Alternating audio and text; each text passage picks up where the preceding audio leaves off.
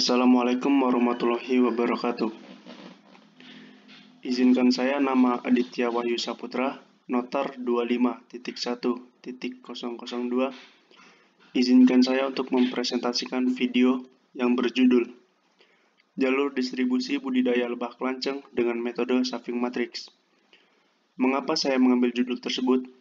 Dikarenakan dilatar belakangi oleh yang pertama, bahwa perusahaan menjamin akan adanya pengiriman produk secara tepat waktu dan efisien.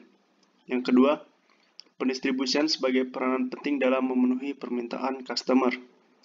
Yang ketiga, pendistribusian harus memiliki dasar penting dalam penjadwalan dan penentuan jalur.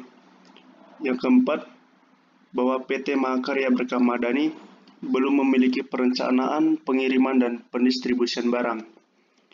Lalu yang terakhir, dalam penerimaan barang, customer selalu melebihi batas waktu yang tertera, sehingga hal tersebut dapat berpotensi untuk menghambat perkembangbiakan koloni pada setup, dikarenakan terlalu lama dalam proses distribusi. Rumusan masalah yang saya ambil yaitu, yang pertama, jalur distribusi mana sajakah yang dapat digunakan oleh PT Mahakarya Berkah Madani. Yang kedua, bagaimana cara menentukan matriks penghematan? Yang ketiga, bagaimana cara menentukan matriks jarak? Lalu tujuan dari judul yang saya ambil diantaranya, yang pertama, mengetahui kondisi existing jalur distribusi budidaya lebah kelanceng. Yang kedua, menentukan jalur distribusi lebah kelanceng yang harus ditempuh pada tiap kendaraan berdasarkan kapasitas alat angkut dan mendapatkan penghematan biaya transportasi. Lalu yang ketiga, untuk meminimisasi total jarak perjalanan dan jumlah kendaraan yang diperlukan untuk melayani semua tempat pemberhentian. Lalu adapun batasan masalah yang bertujuan agar dari pembahasan judul tersebut tidak melebar. Sehingga batasan masalah yang saya ambil diantaranya, yang pertama, penelitian pada lebah kelanceng yang dibawa berupa koloni lebah yang telah dimasukkan dalam wadah kotak ataupun stup. Yang kedua, jalur distribusi dari kota Palembang menuju ke wilayah Kabupaten Musi Banyuasin, Prabu Mulih, Kayu Agung, Batu Raja, Lahad, dan Lubuk Linggau. Lalu yang ketiga, biaya transportasi meliputi bahan bakar berupa bensin, biaya tenaga kerja, dan biaya retribusi ataupun parkir pada periode Januari 2021 sampai dengan Maret 2021.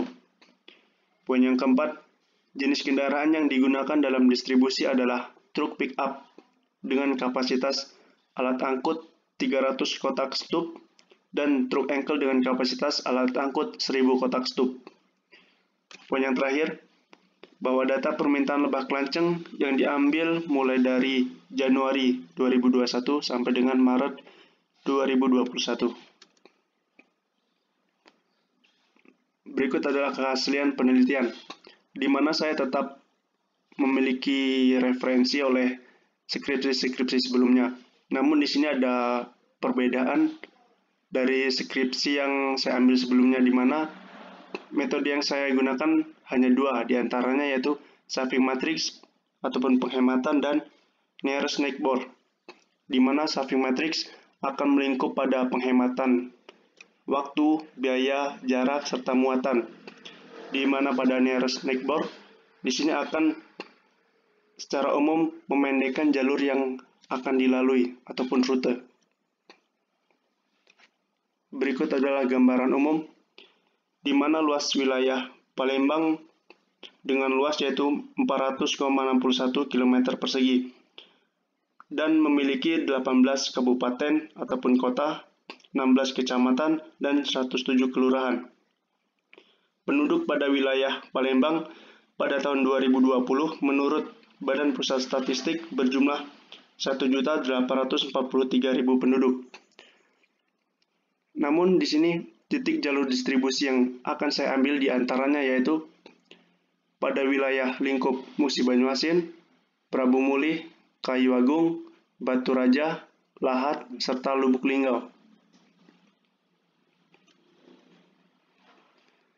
Selanjutnya pada kajian pustaka. Bahwasanya jalur distribusi merupakan suatu jalur yang dilalui oleh arus barang-barang dari produsen ke perantara dan akhirnya sampai pada pemakai. Menurut ahli David Arefson pada 2008. Lalu, untuk memperoleh distribusi optimal dari produsen ke konsumen, maka diperlukan suatu metode, diantaranya metode Saving Matrix.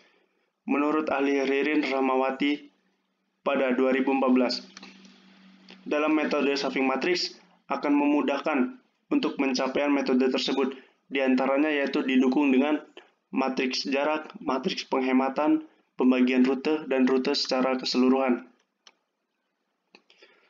Dalam penentuan bagan alir, di sini bertujuan untuk mempermudah dari proses pendataan hingga kesimpulan, di mana yang pertama yaitu dari identifikasi masalah, lalu studi lapangan, lalu mengumpulkan data, survei, lalu pengolahan data, dan penghitungan biaya dan jarak tanpa Saving Matrix, lalu metode Saving Matrix, pengurutan rute dengan nearest dan nearest, lalu analisis biaya dan jarak, lalu kesimpulan, dan selesai. Selanjutnya pada metode pengumpulan data. Di sini terdiri dari data sekunder dan data primer, di mana data sekunder didapat dari perusahaan itu sendiri, yaitu PT Mahakarya Berkah Madani di wilayah Palembang.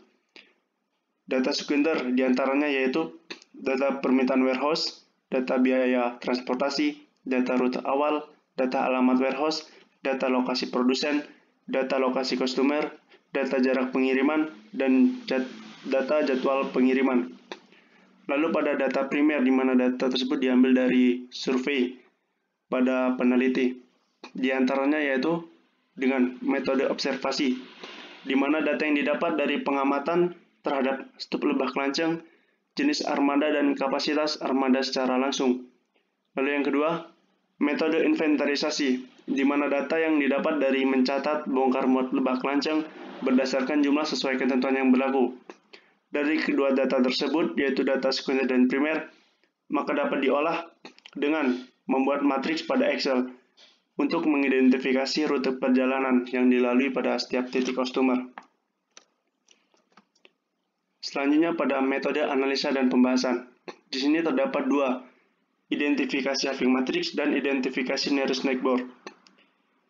Di mana sebelumnya sudah dijelaskan bahwa identifikasi Saving Matrix akan melingkup pada penghematan untuk jarak, waktu, biaya, dan muatan.